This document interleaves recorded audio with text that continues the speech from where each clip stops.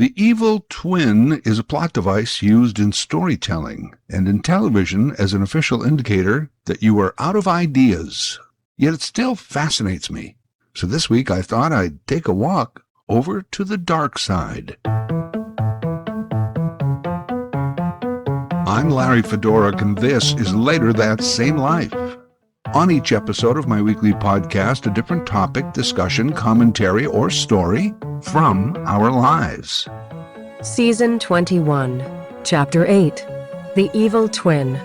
I started noticing just how much television leaned on the evil twin concept, especially during the 60s, 70s, 80s, and 90s. The evil twin is the overall concept, but of course it's not always a look-alike birth sibling. Sometimes it's a doppelganger brought in by the bad guys to cause confusion and havoc. Sometimes someone similar undergoes plastic surgery to look exactly like the targeted good guy. Robot doubles are also popular. And when defeated, the look-alike face is usually ripped from the front of the head to reveal a series of circuits and wires. And of course, in more modern times, the clone. Hey, who are you? I'm your clone. Then who am I? You're not you. Who are you if I'm not me? I'm you. I'm not me. Are you me or am I you? So, whether it's a birth twin, a doppelganger, surgically altered, robot, or clone, it's all under the evil twin plot device. Oh, and sometimes they go for the entire parallel universe thing, where everyone is some sort of opposite. Incidentally, it was television and movies that led us to believe that plastic surgery could entirely transform our appearance, even making us look exactly like someone else. It can't. It's what writers used as a convenient lie to draw us into a work of fiction. Somehow the lie survived. Plastic surgery cannot make you look exactly like somebody else. Mostly it makes you look puffy and hideous.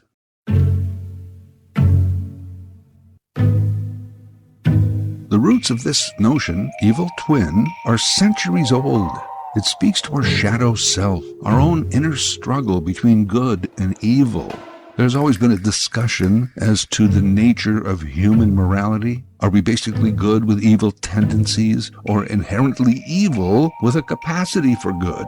Philosophers, psychologists, anthropologists, those who study evolution, mostly agree that we are a combination of moral and amoral instincts. Some say we are wired for empathy and cooperation because that was necessary for our survival. Philosopher Jean-Jacques Rousseau argued that man is naturally gentle, and that it's the societal institutions, the greed and inequality, that corrupt our innate goodness. Here's a good one to impress your friends. The Hobbesian view. Thomas Hobbes was a 17th century theorist. He proffered that the natural state of humans is nasty and brutish, driven entirely by self-interest and the need for power, and that we institute rules and laws to avoid collapsing into chaos. So we're all evil, he said. The best we can do is try and rein it in. Freud held a similar view. The humans are born with a destructive, aggressive, and selfish impulse. He called this the shadow self, or the id, and it must be constantly restrained by society, and of course our internal conscience. Mind you, he believed in an internal conscience. So at the very least, we recognize our evil and its potential for self-destruction. And of course, there's religion. Some of it has us believe that we are born with an original sin, that's the evil, which incidentally a baptism can just wash away, and that there's a God and a devil fighting for our souls.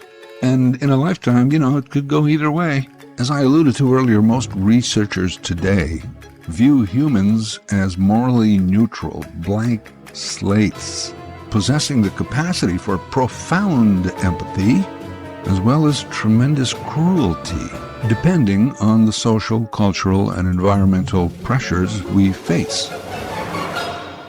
All of this to say that we do fixate on this dichotomy within us, and for the sake of a good story, it's often portrayed as two different people, a good one and the evil twin. This does go back to the beginning of storytelling. Jacob and Esau in the Bible and other ancient mythological tales of rival siblings, one good, the other not so much. One of the earliest prominent examples in literature is Edgar Allan Poe, his 1839 short story, William Wilson. It features two identical characters born on the exact same day with the exact same name, but opposite moral standards.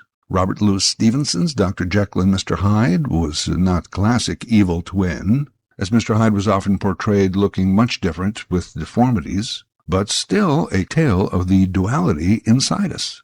In 1935, there was the movie The Black Room. Boris Karloff plays twin brothers. Spoiler alert, the evil twin kills the good one and begins impersonating him in public. You have killed your brother. Why don't you notify the authorities? Do you imagine that I won't? I'm not afraid of you, Griggle. It's my duty to arrest you. Thank God I can save him. Aldous Huxley's Brave New World portrays an entire society of clones. In the 1937 serial Dick Tracy, they introduce Gordon Tracy, Dick's scientifically altered evil twin brother. Superman had several evil twins: Ultraman, Bizarro, and Cyborg Superman. One of the most famous Twilight Zone TV episodes is called Number 12 Looks Just Like You. In the tale of this world, civilians at age 19 are surgically altered to look like one of only a few attractive prototypes. Days of Our Lives, All My Children, General Hospital, daytime dramas, soap operas, they often use the evil twin trope. It's actually amazing how many times television especially has relied on a similar storyline to meet their seasonal quota of episodes. When done right, it can be quite compelling. But then there's these. Captain Kirk had an evil twin in the original Star Trek series. Actually, he had two. In Season 1, an episode called The Enemy Within, a transporter malfunction splits Kirk into two distinct versions of himself. One is good, but weak and indecisive. The other is, of course, evil. Gentlemen, whichever one of you is Captain Garth must at this moment be expending a great deal of energy to maintain the image of Captain Kirk. That energy level cannot be maintained indefinitely, and I have time. Actually, I've often wondered why this kind of thing didn't happen more often with that transporter. It seemed overly complicated and temperamental. Well, that's what you get when you buy your appliances from Samsung. In Season 2, Kirk meets his contemptible counterpart from the Mirror Universe. I always wonder if actors really enjoy the evil twin plot device, because they can show their versatility and range, being able to play both the hero and the villain, especially if you're William Shatner from the Ham school of overacting and chewing up scenery. I always loved it when the good guy and the evil twin got into a physical altercation. It's so easy to tell who the stunt double is. In Star Trek The Next Generation, Data had a malevolent duplicate. That's a fancy term for evil twin. He was going to be used to assimilate Data into the Borg. The entire Patty Duke show premise was about twins, although one wasn't evil, just a little more, naughty. Still, the basic premise. Gilligan's Island. Oh, Gilligan had an evil twin. So did Ginger and Mr. Howell. All different episodes. You know, it's amazing how many different people were able to get on and off that island, except for the original cast. They just remained marooned.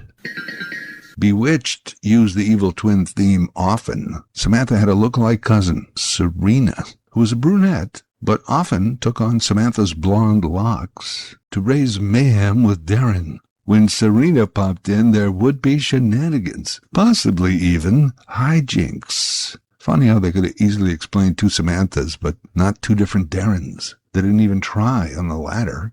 And again, Serena wasn't really evil. She was just mischievous. Did you know that though Elizabeth Montgomery obviously played both parts on those Serena episodes, but just for fun at the end, they credited Serena's role to an actress named Pandora Spox. Naturally, on I Dream of Jeannie, Jeannie had an evil twin, a sister, also named Jeannie, who instead of pink wore green and had dark hair. But still, Jeannie 2 could transform herself into Jeannie 1 and confuse poor Tony. And you know, Tony and Darren, I've said this many times before, but I'll say it again. You have this beautiful woman madly in love with you at your beck and call, with the ability to create untold fortune, and yet you forbid them to be anything but domesticated. You're not evil, you're just idiots. The Idiot Twins.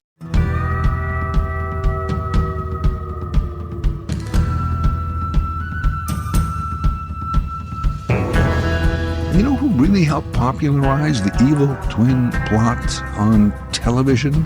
Bonanza. Yeah, Bonanza. They used it repeatedly. A Little Joe a couple of times. In a 1964 episode, alias Joe Cartwright, an escaped Army defector outlaw, Angus Borden, identical to Joe except for a dastardly mustache, tries to steal Joe's identity. In a later episode, called The Gunman, Joe is mistaken for a criminal named Shorty Slade. Shorty Slade even sounds evil. The eldest Cartwright, Adam, once had to face his own exact double, the outlaw Tom Burns. I don't remember that episode, but I'm guessing Adam won. Even Ben, Lauren Green, Pa, is targeted by a clever con artist named Bradley Meredith, who looks exactly like him. Bradley Meredith finds out that Ben is out of town in Carson City, so he assumes his identity, pretends to be terminally ill, and starts selling off all of Ben's property. And then he's going to take off with the money. Name of the episode? One Ace Too Many. In Season 9, Hoss Cartwright is a witness for the prosecution in a murder case. His testimony leads to a conviction, and the man is executed by hanging. A bit later, Hoss sees a man in Carson City that is the exact double for the executed man, an evil twin. And Hoss realizes that that man is the real killer. And it was Hoss's testimony that led to that wrongful conviction. Too late now, Hoss. He's dead. Bonanza. Hey, remember the family steakhouse Bonanza? It actually had an evil twin, Ponderosa. But back to TV. $6 Million Man loved the evil twin. By the way, I did an entire podcast on this ridiculous show, episode 235, if you feel like going back and listening. Our hero, Steve Austin, had two evil twins. In one episode, there was a boxer who was recruited by the enemy and underwent plastic surgery to become Steve's double. But when the double is accidentally killed, Steve assumes his identity and infiltrates the enemy. That's Steve Austin, huh? He didn't have a bionic brain, but, he's plenty smart. In another episode, they attempt to replace Steve with a look-alike robot. Even Steve's boss, Oscar Goldman, at one point is kidnapped and replaced with a robot double, evil twin. And at the end, Steve has to confront the two, and each of them are shouting, "Steve, kill the other guy. He's the phony. Kill the other guy." Steve eliminates the evil robot. How did he know which was which? He noticed that in this very stressful situation, only a real human would be sweating. The robot was not. He's got that bionic eye. You can spot a bead of sweat at 1,000 paces. And if I remember correctly, they peel Robot Oscar's face off the dead machine to reveal a series of circuits and wires. A bionic woman, Jamie, had an evil twin. This woman also recruited by the bad guys and underwent plastic surgery. She also had to overcome her natural deep southern accent, and to rubber stamp how evil she was a chain smoker, a habit she found hard to break when she was portraying the clean-living Jamie. Then when Jamie caught on to what was going on, she started to portray the evil twin, the old double switcheroo. She had a problem because she didn't like smoking. Oh, what a show. My favorite, though, is Knight Rider, Michael Knight. David Hasselhoff had an evil twin, an identical half-brother named Garth, with an E on the end for some reason. E for evil, maybe? Plastic surgery also involved here, but it's too long a story. They were identical, except Garth is evil, so of course he has a dastardly mustache. Michael Knight worked for the Foundation for Law and Government. His boss was Devin Miles. Devin had an evil twin. Well, a surgically altered double who was immediately under suspicion because he was acting uncharacteristically. I guess the villains spent all that money on plastic surgery. They didn't have enough left over for acting school. That episode, like a lot of the Evil Twin plots, a two-parter. And on Knight Rider, even the car had an evil twin. Oh yeah, KITT was the car, remember? Stood for Knight Industries 2000. But the prototype was called KAR, Knight Automated Roving Robots. And KAR comes back programmed for evil. And of course, he's got a deeper, more evil voice than KITT. Incidentally, so does Hasselhoff when he's playing the evil Garth. As if to say, look at me, I'm acting. Yeah, you and William Shatner, pal. They destroy KAR, but he somehow comes back in a future episode. I guess you really can't kill evil, at least in one try. Even the automobile had an evil twin. Fantastic. Friends didn't use the evil twin, but Ursula was Phoebe's twin sister, even though she appeared mostly on another show, Mad About You. Again, not really good and evil, more like Dumb and Dumber. Series like Doctor Who, Misfits, Buffy the Vampire Slayer, and many more have used the evil twin scheme. And if you think about it, Good Cop, Bad Cop is really a play on Evil Twin. Oh, so you don't want to spill the beans to me, eh there, Muggsy? Well, let me bring in my evil twin. And of course, there have been countless movies, including titles like The Evil Twin, Twins of Evil, Dead Ringers, and The Other. Vertigo and Blade Runner deal with twins and replicants. The theme pops up in The Man in the Iron Mask. The Dark Half, Sisters, and What Happened to Monday, to name only a few. And you know, I've seen a lot of those movies at the Twin Cinemas. There's no doubt Evil Twin is among the most popular plot devices, especially in TV, where you used to have to churn out a lot of product. And they all knew that if the ratings were starting to slip a bit, bring out an evil twin. The star, the star's boss, the car, the couch, I don't care. Just give me some evil twin stuff. Birth story, plastic surgery, robot, some parallel universe, whatever. Just have it on my desk by Friday. Of course, these days, they don't really churn out television anymore, do they? They make like 10 episodes of a show, and then you gotta wait 2 or 3 years for the next season. You know, I grew up on at least 20 shows per season, sometimes 25, and all you had to do was survive a summer before all your favorite characters came back with their evil twins. I don't know which is better. I'm just saying it's different. In the old days, maybe TV wasn't as good, but you got a lot of it. Today, it's really good, but they dole it out sparingly. It's like food. If you want it fast, you're going to sacrifice some taste. And of course, there's never an evil guy with a good twin. There's only a good guy with an evil twin. That's because the story always first focuses on the good guy, the hero, the protagonist. And then they introduce evil, the nefarious forces. In the end, good wins, which is cliche, or evil wins, which is still compelling. The evil twin, sometimes they win, and sometimes good wins as it should. But in a good story, evil either wins or must die. And if it dies, you can bring it back in a sequel. But it must either win or die. Because evil twin becomes good twin, that's just not an interesting story. By the way, in the digital realm, an evil twin is a fraudulent Wi-Fi access point. It's one that mimics a legitimate one, like, say, the one at your coffee shop. Cyber criminals set up a rogue hotspot with the same service set identifier, SSID, and a stronger signal to trick users into connecting. When unsuspecting victims log in, the attacker, of course, can intercept passwords and personal data. Even in the digital age and cybersecurity, an evil twin is evil.